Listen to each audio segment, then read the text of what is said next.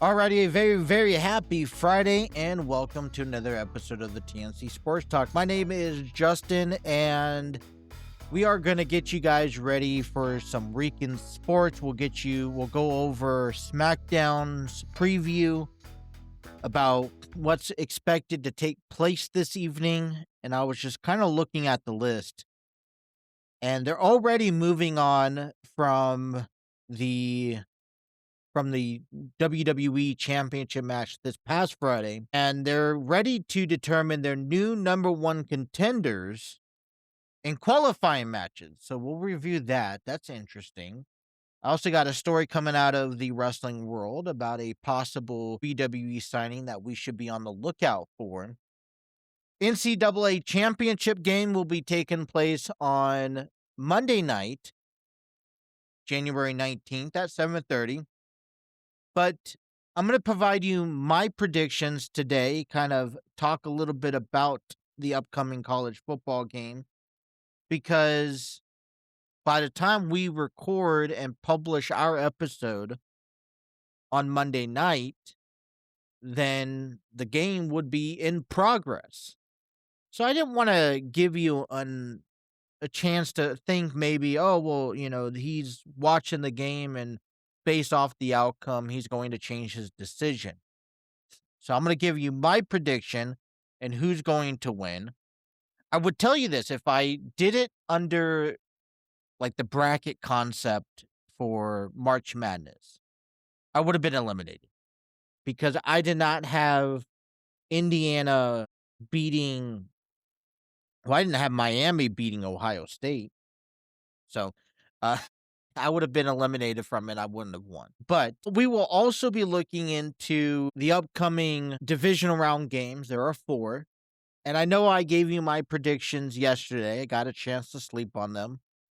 And I'm still sticking with my predictions. I think that they're bold predictions. I think that the 49ers have a leverage to beat the Seahawks. I think that the Bills have a leverage to beat the Broncos. I think that the Patriots will win and advance. And I think that the Los Angeles Rams will advance to the next round. But one thing, we are learning a little bit more heading into a Friday about what we can expect based off of injuries. So I have a couple of injuries that I will share with you at the end of the program that I don't know if it will change my opinion on who I think is going to win, but it may change someone's opinion on who I think is going to win.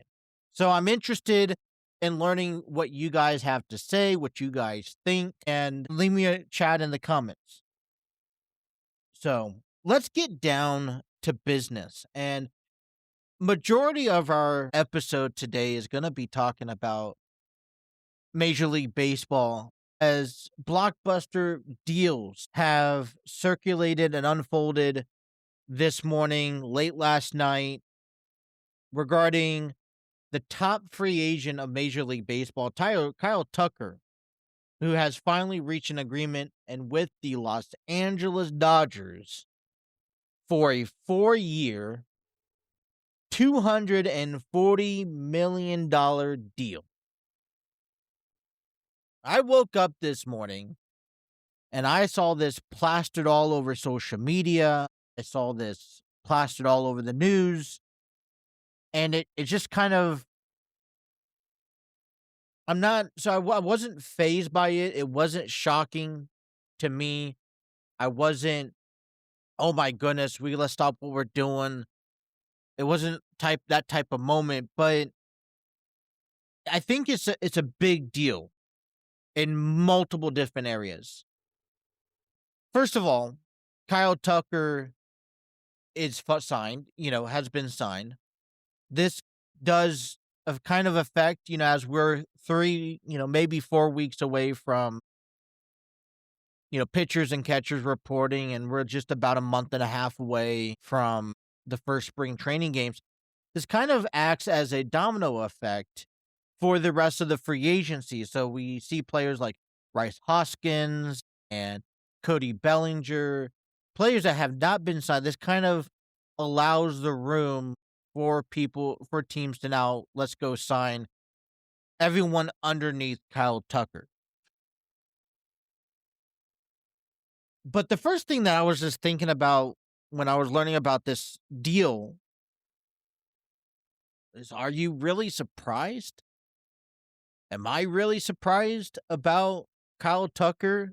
Out of all the places he could go, he signs with the Los Angeles Dodgers. I heard rumors about the Toronto Blue Jays trying to offer him a long-term deal. The New York Mets offer similarities. There are some reports that even said that Kyle Tucker took a little bit less than a pay cut to play for the Dodgers. But I'm just like, this is the Dodgers. If they want anybody, money's not an object for the Dodgers. They're not fazed by anything. 4 years, $240 million, I think is outrageous. I mean, Kyle Schwarber got paid 5 years, $150 million. And I believe that Kyle Schwarber is just a little bit better than Kyle Tucker. This is, I think, an outrageous deal. This, if it hasn't already been said about the Dodgers, this now just puts the Dodgers in their own little world. I don't care about the other 29 teams, but the other 29 teams should be frustrated and aggravated about this situation. I was listening to sports radio this morning, and I have to agree. I got a gut feeling that we may be heading into another lockdown next year when CBA agreements come arising again. And so be it. If that means that something has to be done, I don't necessarily think that there's going to be a salary cap on these things. But, if you're the Dodgers and you look at this deal, it's just money. This doesn't mean nothing. But when other teams look at this deal, it's like, it's gut-wrenching. It's, how do you even want to compete, or how could you possibly compete against a team that is not frugal about their spending? I mean, Kyle Tucker, in the $240 million contract, he has $64 million in signing bonuses, $30 million in deferrals. He has an opt-out option after the second or third year. So if he's looking for that long-term deal, I mean, he has just set the record for the highest average annual value player for a position player at about $57 million a year.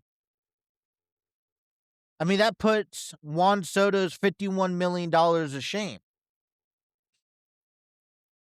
And one thing that's been tied along to this Kyle Tucker's deal is that there's rumors and reports that he's not necessarily all that enthusiastic about playing baseball 162 games a season. Well, for the Dodgers, you don't have to do that. Maybe that's the reason why Kyle Tucker signed with the Dodgers.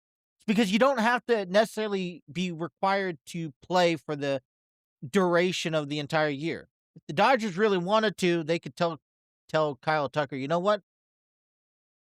All right, I'll see you in September. When we go to the playoffs, you just show up in September and do your thing. I think it's mind-boggling if you think about that.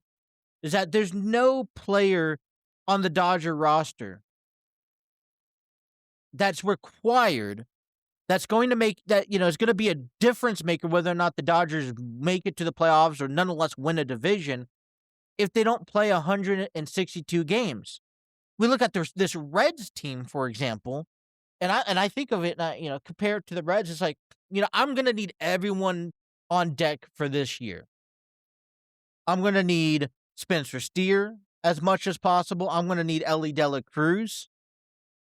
And it was just this past fall that we were talking about Ellie De La Cruz needing some days off. So how do you incorporate days off where we could still have Ellie in the lineup about 150 times a year, but taking him off his feet so he could rest. That was something that even Terry Francona admitted, that this season he will make it a priority to balance and strategize that lineup so that Ellie De La Cruz doesn't need to be on the field 140, 162 games a year. But the Dodgers, Mookie Betts is not required. With or without Kyle Tucker, the Los Angeles Dodgers still had a solid 95, if not 98% chance of winning the division and going back to the World Series. They are a dominant team, and I think this is just one of those images that you look back on and say, well, now the Dodgers are just rubbing it in our face. I find it funny, Tucker will be joining outfielders, like Teoscar Hernandez, Andy Pagas, Alex Call. I mean, he's expected to kind of fill in for that right field side. Maybe the Dodgers change Tucker's way and motivation. But look at this team. You got a potential lineup. I'll break it down for you. Ohtani batting first at the DH position. Shortstop batting second is Mookie Betts. Freddie Freeman at first. Kyle Tucker in right field. Will Smith at, behind the plate.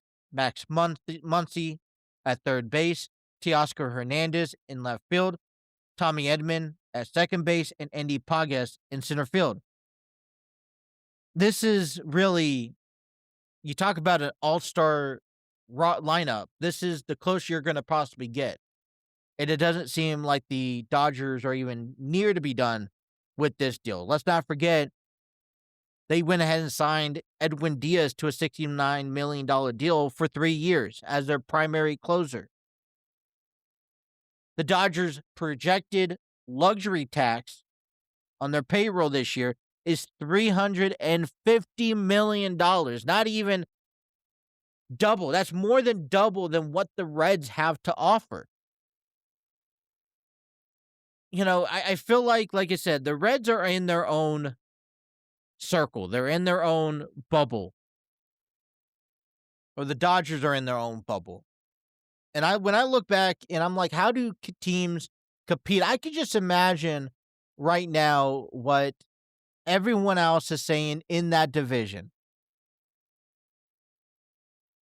Are they relieved? Are they surprised? I'm sure they're irate. I would be frustrated. The Rockies just signed Willie Castro to a deal.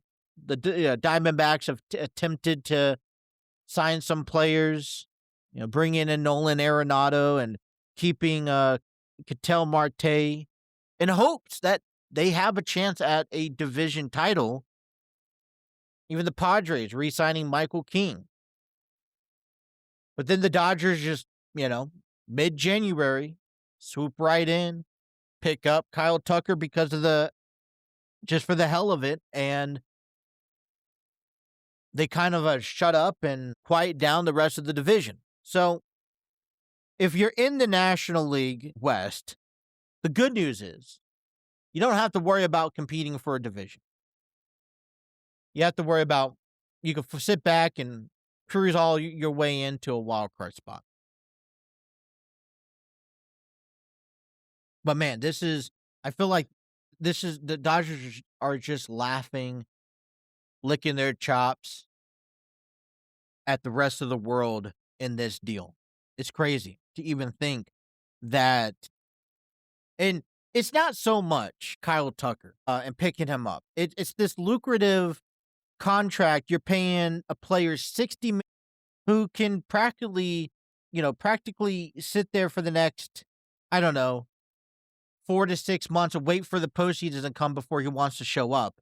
And I'm not trying to bash Kyle Tucker. I don't think he's a bad guy. I don't think he's a bad player. Last season he was batting .266. He had He had 22 home runs. He had 25 stolen bases. When he's there, he can perform. But when you're out there, you're watching these these players out there that are already great. Juan Soto, Teoscar Hernandez, Freddie Freeman, Mookie Betts. They're all out there taking reps before games, after games, on their days off. They're already always trying to add to their skill of talent and continue to learn and adapt to the changes of the game. Then there's players that are perceived, and Kyle Tucker fits under this category that says, hey, I'm good. I don't need to put any more work into my craft, that I'm just going to show up. And, like I said, he doesn't need to be the center of attention. This is going to be news that, he's going to sink right into this lineup. He's going to sink and be kind of one of this afterthought throughout the course of the year. He'll make some splashes, but he doesn't need to hold any kind of weight on his shoulders, and he'll show up when he wants to show up. And this is as long as the Dodgers allow it to happen.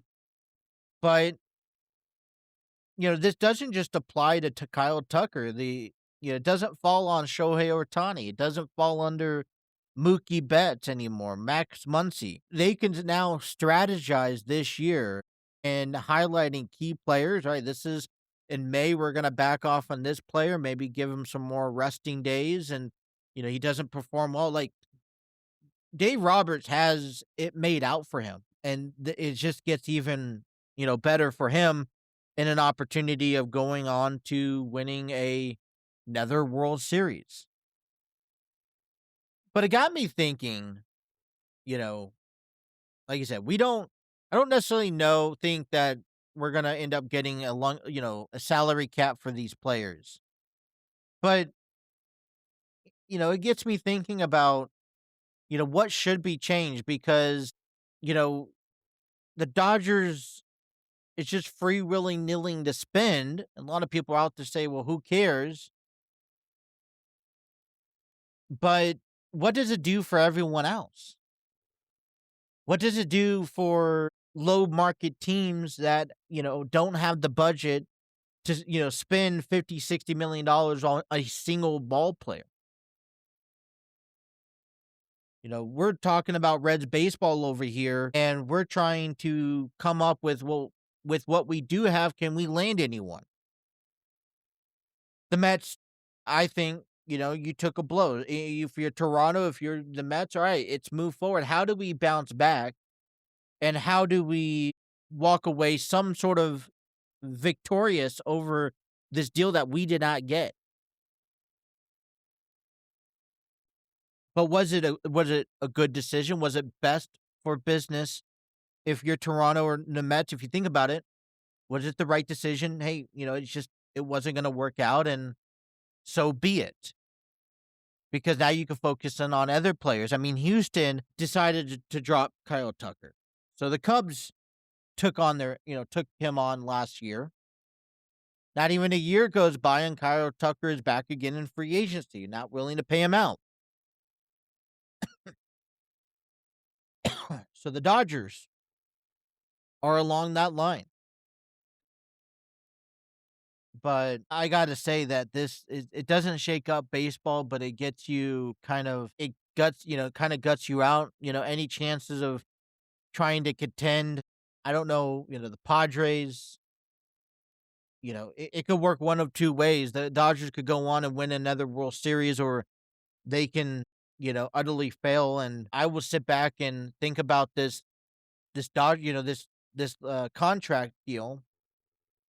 And, and I guess, and come to terms when you think about this deal, got me realizing players like Juan Soto and Aaron Judge are not getting paid enough.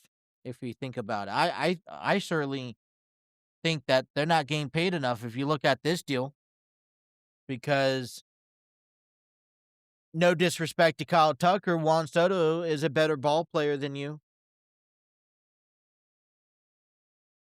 Aaron Judge is a better ball player than you. They should be getting paid more. But man, I gotta say, it wasn't so much the deal itself, more so what is being said around the deal and how people are portrayed about it. You got all these reports out there.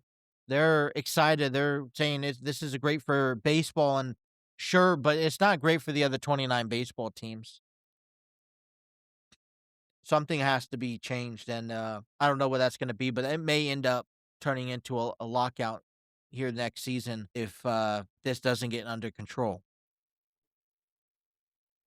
All right, the Kyle Tucker deal was not the only deal that took place in the last 24 hours. The Cincinnati Reds were involved in a three-way deal that sent the Angels right-handed pitcher Chris Clark and the Reds infielder Gavin Lux to the Rays. The Angels received outfielder Josh Lowe, and the Reds received left-handed pitcher Brock Burke from the Angels. And this kind of really, at first, I wasn't really necessarily thinking this was a big deal. Really don't know who Brock Burke is.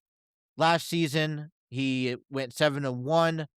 He pitched. He had a 3.36 ERA with in 70 games.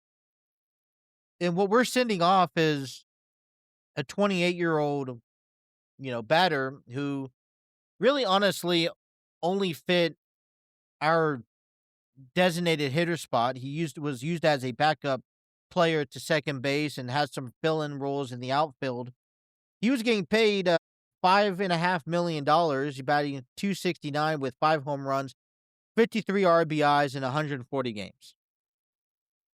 And so when I was thinking about this deal to begin my day, I was kind of upset because I feel like you've taken away an at bat from what we have available on the field. But as I was reading into it and I was trying to compare, contrast, we know the Reds. I think if you don't know the Reds, let me incite you. The Reds are a pitching based strategy type ball club. They want to focus right now on applying enough. They want to give our team enough chances to win through our pitching. It was a few years ago that our pitching was terrible. And now I feel like between our starting rotation, between our bullpen, which Brock Burke is one of those candidates that's fit in the 7th or even 8th slot of that bullpen.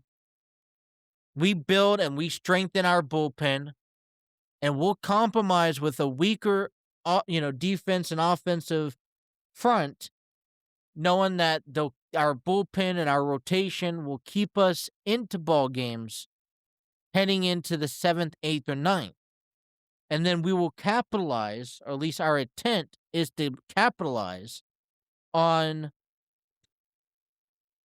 other teams' bullpen weaknesses in order to pull through it, and pick up a victory.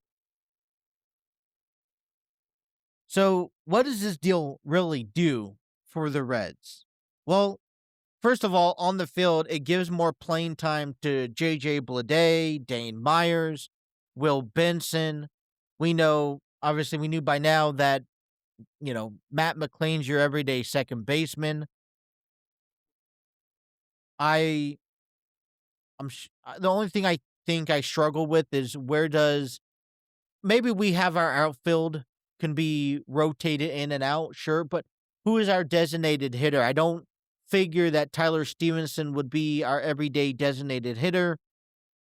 Maybe you substitute, a Spencer Steer one time, maybe an Ellie De La Cruz on his strategy days off, so to speak. But we do give more playing ability for these younger guys. And I was reading an article that someone posted. I don't remember who, but it was talking about how they were comparing this team now after this deal related back to the 1999 Reds and how they were pitching first, offense second, and they were able to win ball games that way. This also opens up a $2.5 to $3 million availability. You think about Brock Burke, who's only making $2 and maybe $250,000. That's half of what Gavin Lux, spent. We were paying him for, and yeah, we added a left-handed pitcher to our bullpen, but at the same time, we are also adding some more money into our pockets. Think about Austin Hayes. We're spending about $2.5 million on Austin Hayes, Brent Suter, and Scott Barlow not to be on our roster this year. That kind of frees them up, and that gives us another $3 million. So we talked yesterday about this $14 million is where the Reds are at payroll. They only got about $600,000 left. It adds about another $3 million to that conversation. And, as we head into spring training, are the Reds necessarily done? I know yesterday we've had those conversations about possibly dealing out Tyler Stevenson, maybe even a Brady Singer. If the focus point is to strengthen our rotation and our pitching, Brady Singer would probably be one of the least more optimal pitchers to get rid of. He's more prominent and more secure in our rotation in a 3, 4, 5 spot of our depth. But then what about Tyler Stevenson? You have two catchers making over $5 million this year. It's kind of hard to imagine because Tyler Stevenson's not necessarily, I think he provides a little bit more to offensive power than what we normally see out of the rest of the organization. But does $3.5 million open up a possibility of adding to our offensive, ability? Maybe it's another player. Maybe I don't know what a deal looks like, to be honest. And who would sign a $3 million maybe off of a 1 year? I know someone threw out the name of Rice Hoskins. Could he be available for $3 million for a season? Maybe we could go out and just get a designated hitter for that much. Maybe if we, over time, the Reds do make another trade or, decide to part ways with somebody, opens up the opportunity, with the payroll. We talk about, Tyler Stevenson opening up a $5.5 million payroll. That adds up. That just improves off of the 3 we have. So there, the point is there is room. When we thought yesterday the Reds are practically done, they go out and make a deal like this. And so it kind of has come to me by surprise. I was most definitely shocked by it. But, and I didn't have the most pleasant thought about it when I first saw the news. I'm like, what are we doing here?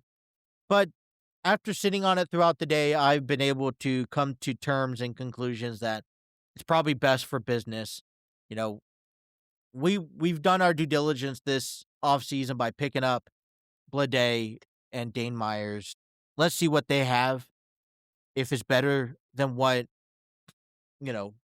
Gavin Lux was able to give us. I mean, like I said, Gavin Lux would have been probably my best position to be a more of a designated hitter role. And to be honest, he doesn't have the numbers to show the power there to be there in that lineup on a consistent basis.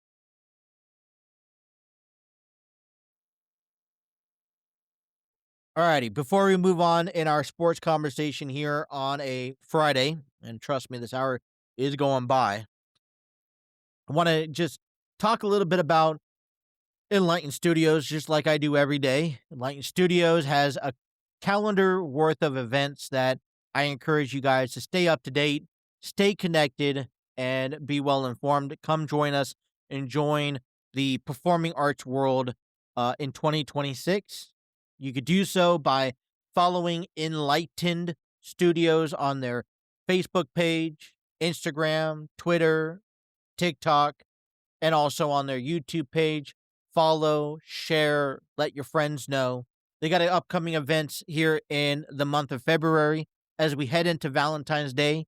They have an event coming on called Paint and Pastries, where you get to enjoy time, whether you have had years of experience or zero experience. You can sign up and join this class between 6 p.m. and 8 p.m. on Friday, February 13th at the Archville Theater in Cincinnati, Ohio, where you get to enjoy tasty treats and paintings and enjoy a session by your local artist. So tickets are still available. A link will be provided in the description below. I encourage you, if you have nothing going on, it's great for parties. It's great for groups. They hold private sessions as well. They have a paint and pastries event going on every month from February through November. And I encourage you at some point this year, if you're in the area, to stop by, check them out. You don't want to miss one of these events and have a good time doing so. Also, at the end of February, beginning of March, the Performing Arts Company Enlighten Studios will be putting on a theater production called Grassroots. A production about family, faith, and forgiveness, about the courage to face the truth in a time, place set back in the 90s where a black family moves into a neighborhood and in the truth that comes out, and you'll get a little taste of history. You'll get a taste of humor and storytelling, great narratives, and you are guaranteed to walk away with a message-driven performance. Grassroots will be held from February 27th through March 8th at the Archville Theater in Cincinnati, Ohio. Tickets are still available. I will provide a link in the description below, or you can scan the QR code that is popped up here on the screen. I am excited for both events that are coming on. I think it's a great way to get, great way to get out there. The weather is going to be still cold and glimpsy, and they're good events indoors. One of my biggest things that issues I've had during the fall, winter time was when the time changes, when it gets darker by 5 or 6, you find me indoors. I don't have a rhyme or reason unless needed to go out of my house. Around that time, I would always find myself, it's dark, I'm inside. I would also like to encourage people to stay up to date and to stay involved into new things that are going on with Enlighten Studios. So if you're not really big into social media, fine. But we, Enlighten Studios, have expanded this year into the podcasting stream. They have a few weekly podcasts currently going on that is under the engine search of Light in the City. Light in the City is a umbrella for Enlighten Studios podcasting projects. They have a weekly episode called the Enlighten Express, where they provide you all news and events related towards Enlighten Studios. They have a upcoming one coming up Monday on Martin Luther King, set to release at 5 p.m. I encourage you guys to check them out. Follow, it would be much appreciated. That is hosted by me and Brittany Brown, who is part of their marketing and social media team. She's hosting a podcast herself that you don't want to miss out. Enlighten experiences and educational point of views about theater productions, Enlighten Studios, and the wonderful city of Cincinnati. So check them out here on Spotify, Apple Podcast, iHeartRadio, practically anywhere you get your podcasting at, and also on Spreaker. They will also release every episode on YouTube and on Facebook when they launch. All right. Well, it is a Friday, which means that SmackDown is going to take place tonight at 8 p.m. Eastern Time on USA Network. And WWE seems to be moving on quite quickly from just last week, where we saw Drew McIntyre and Cody Rhodes go through a 3 stages of hell match for the WWE Championship. And that match included a standard one-on-one match where Drew McIntyre won by a low blow and pinned Rhodes. Rhodes came back in match 2 in a Falls Count Anywhere match to pin Drew after delivering Crossroads on top of the announce table. And we also saw in the third match, a steel cage match, the return of Jacob Fatu and his altercation between both Drew and Cody allowed Drew to escape the cage to become the new WWE champion. Now, Drew's expected to make his appearance tonight and address the WWE for the first time since winning the WWE Championship. And on top of that, we're already in line to learning who's going to be the new number 1 contender, as Nick Aldis has 4 qualifying matches to determine the number 1 contender for the new WWE Championship. Tonight, we will see Randy Orton take on The Miz, Damian Priest take on Solo Sikoa, Sami Zayn take on Ilja Dragunov, and Matt Cardona take on Trick Williams. Diversity here. I think this is... I feel like the WWE is wanting to highlight and push and move their direction towards the road to WrestleMania. It's hard to picture that Cody Rhodes in 2025 came in with the WWE Championship, lost it to John Cena at WrestleMania, regained it back at SummerSlam by beating John Cena, and then he has now lost it again, but this time to Drew McIntyre and thanks to Jacob Fatu. And sure, I think that opens up a can of questions and interesting rivalries that we could see in this time of year heading into the road to WrestleMania. But one of the things that I have not seen is who is really next in line to be contending for this title. Cody has just gone through the last 2 to 3 months of a feud with Drew McIntyre that has gone really personal. I think one of the favorite feuds that I've enjoyed so far this past year. And you're telling me that last Friday night, the conclusion of the show where Drew, becomes a new champion, Cody is beat down by Jacob Fatu, and Jacob is now just staring off into the waves as he stares down Drew McIntyre. You're telling me that WWE is going to just stop that feud, stop that storytelling, and to move on as we get ready for Road to WrestleMania. I really don't know where else and how else you could elevate the feud between Cody and Drew, and now you got Jacob in the middle of it. But to move on to these qualifying matches, and Cody Rhodes is not listed, it seems to me that they want to put a pin in this rivalry for now. Cody will come back in maybe a week or 2 or a couple weeks, and I don't know what kind of feud he's going to be led into. Because the bigger question that I still want answers to is who attacked Jacob back in October. I've watched the ending to SmackDown 3 or 4 times this week to try to just figure out if there was any hints, and I'm still uncertain. about who has attacked Jacob.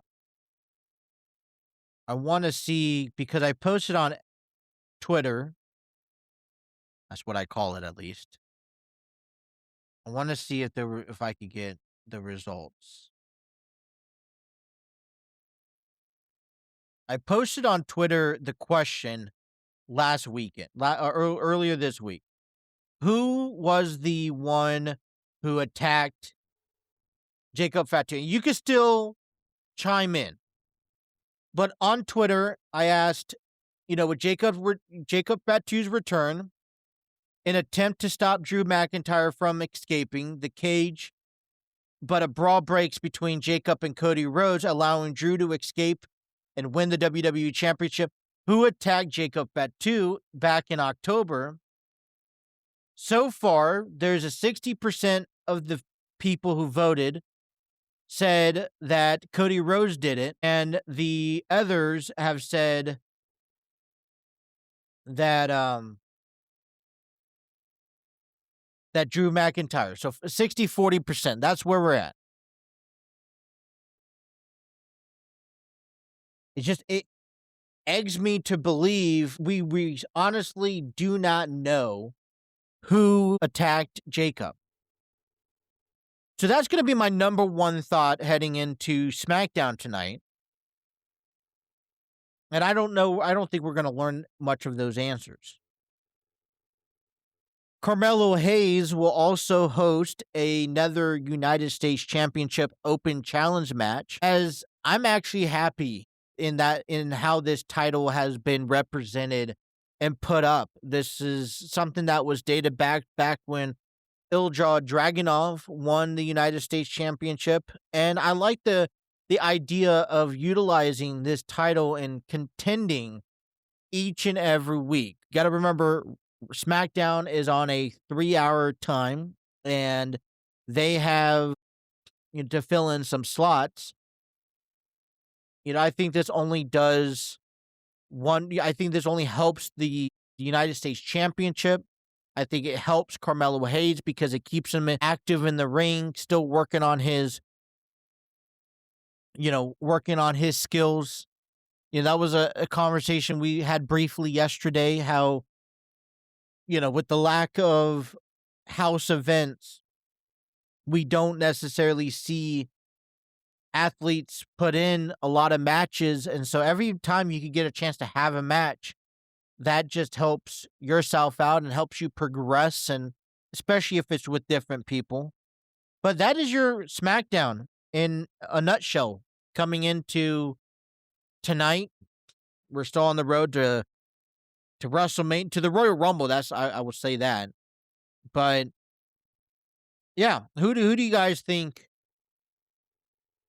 attacked Cody Rhodes? Head over to our Twitter page, our X page, and vote in the comments and leave a comment. And I'm interested to see what the final results are. They got about 9 hours left to vote.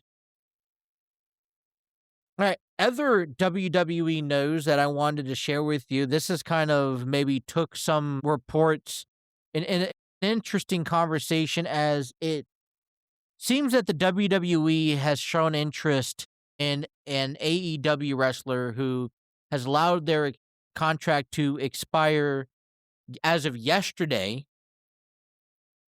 And it was reported through Bleacher Report that AEW's Powerhouse Hobbs contract expired on January 15th. WWE has shown interest. Tony Khan has made Hobbs a substantial offer, but he's turned it down. Since 2022, when Cody Rhodes left AEW, he was the first star to kind of come back to the WWE. We've seen athletes like Jade Cargill, CM Punk, Ethan Page, Ricky Saints, Penta, Andrade, Rusev, Aleister Black, and even Blake Monroe leave AEW to come back to the WWE. Now, Hobbs has expressed his frustration, his use, and so is this a good time to be interested in working out a deal with WWE? And I think it is. One of the big motivations that I would encourage Hobbs to consider if he is undetermined whether or not his future is hold in the WWE is we're seeing the call ups from athletes like Obafemi, Trick Williams, and Javon Evans. And so if you're questioning, well, where do I fit along that line? Well, one, I know NXT has lost three, not one, but three key valuable players that has elevated and has been the primary source to NXT's success in 2025. So, I know that Powerhouse Hobbs he's a giant, and AEW doesn't necessarily have a lot of compelling storylines with big guys, but he can come over to the WWE. I think he could dominate and power through success, become the next NXT champion. Right off the bat, you got NXT Stand and Deliver. This is a popular time for both WWE and NXT, and give it a shot. I mean, if you saw these three athletes who took NXT by storm last year, who knows what is available now there? And there was a kind of someone said, "Oh, well, start them off on the main roster." I don't know. I'm still trying to get comfortable with Javon Evans and Trick Williams. I'm still trying to get comfortable with someone like, Obafemi, who really, realistically, although he, relinquished his title, he hasn't really given us. He hasn't really made any debuts officially on SmackDown or Raw. I mean, we just saw Jordan Grace get called up as well. So this is that time. We're in the roads now, and I think a perfect spot would be the Royal Rumble. Make his Royal Rumble appearance, and then have him down in NXT for a year, run and dominate that, and see where it goes. So, I'm at this point. WWE provides a lot of prominence to certain athletes that don't necessarily get that front line attention in other wrestling companies. TNA, Impact, AEW, Japan, and vice versa. The conversation could be argued the same way, where WWE is stacked. They focus on their certain talents. There's people that have been underutilized. Let's be honest. LA Knight's one of those guys. Maybe Rusev has not had a solid AEW run or WWE run since his return. And so it's not meant for everybody, but why not give it a try? Especially where we're seeing the success come from. So that will be something that I want to keep an attention to. I don't know why AEW doesn't necessarily want to push some of these bigger guys. That is a question that always baffles me. But, a few years ago, I love Wardlow. I think Wardlow is a great, talented guy. I didn't know why AEW didn't decide to push. I thought we felt years ago that he was going to get pushed, and he didn't. And he's always just kind of been shut down in the mix. And, it is what it is. But, I don't know, new change, new look. Shake things up. That would be a blockbuster deal when we see Powerhouse Hobbs in the WWE. All right, on Monday night, we will see the NCAA Championship game take place, available on ESPN at 7:30 p.m. Number 10 Miami will take on number 1 Indiana. And Indiana has won 0 championships, where Miami has won 5 titles. The last one was back in 2001, so they're definitely overdue. But I've been seeing the trajectory of, who's a fan of what team, what state is a fan of what team. And it seems like every state besides maybe California and Florida are fans of Miami to win, and everywhere else is Indiana. I'm going to be honest. I got nothing against any of these teams.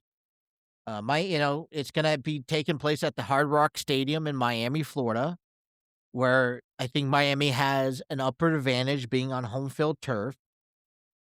They have conquered, number 7 Texas A&M. They beat number 2 Ohio State, which I thought was very impressive. And they beat number 6 Ole Miss. They got Carson Beck, who's been in the college football for the past 6 years, been with Georgia for 5 of those years.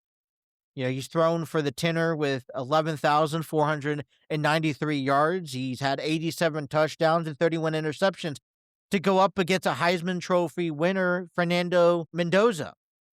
He's only he spent 2 years with California, who went 30 touchdowns and 16 interceptions. He's really turned things around for Indiana, right? This year alone, 41 touchdowns, 73% completion rate, over 3,000 yards and 6 interceptions. I mean, this is going to be as equal of a battle that you're going to get when it comes down to quarterback preview. But Miami's going to bring the defense. Akeem Mesidor and, Ruben Bain Jr., combined about 19 sacks this year, really going to pass rush Mendoza. Mark Flesher alone, he's averaging about 131, yards a game.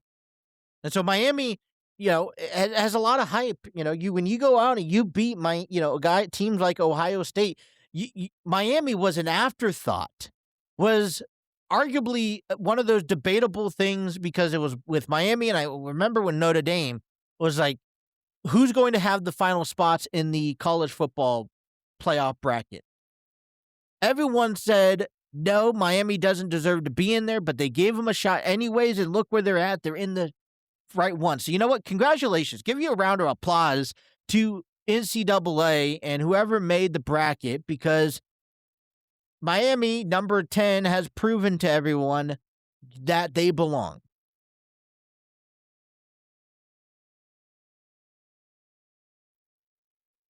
Indiana is, let's turn over to Indiana. You talk about the Heisman Trophy winner, Fernando Mendoza. First Heisman Trophy winner out of Indiana in franchise history. He outscored Alabama and Oregon 94-25 in combined points. Head coach Kurt Cincinnetti is 26-2 since leaving James Madison, really turning this program around. In Indiana, let's not remind you that over the past 3 years prior to this year, Indiana was 9-27, the most losses in FBS history. So Indiana's really turned things around. Miami has really proven to everyone just where they belong. So who do you choose? And I'm going to subside by what the nation is rooting for. I think it is a clear coin toss, but Indiana has made the most improvements this year. Indiana, I think, has been more consistent this year. And therefore, I think Indiana will walk away with the win. It won't be an easy win, but I think they'll walk away with the win. And Mendoza's just going to prove to the nation why he was a Heisman Trophy winner. Now, would it be shocking to see Miami pull off a victory and upset Indiana and the Hoosiers and Mendoza? No, absolutely not. But I think Indiana would have a chance, has a better opportunity of winning. So that's who I'm going to root for on Monday night. So let me know down in the comments who you guys root for.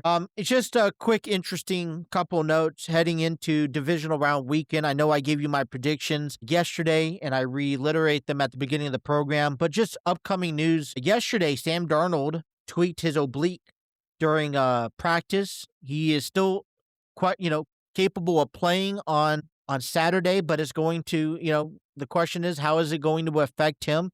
And if that's going to possibly lead a disadvantage to Seattle heading into this game.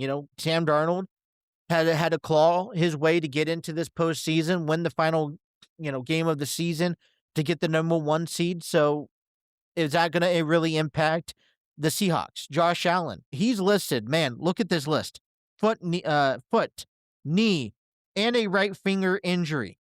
Okay. The Broncos have linebackers Dre Greenlaw, who's dealing with a knee injury, and Drew Sanders dealing with the ankle injury. And then Lucas Cole has a foot injury. Houston, they're still uncertain about Nico Collins with a concussion rating from being taken out on Monday's game. And Matthew Stafford is still dealing with a right finger injury on his throwing hands.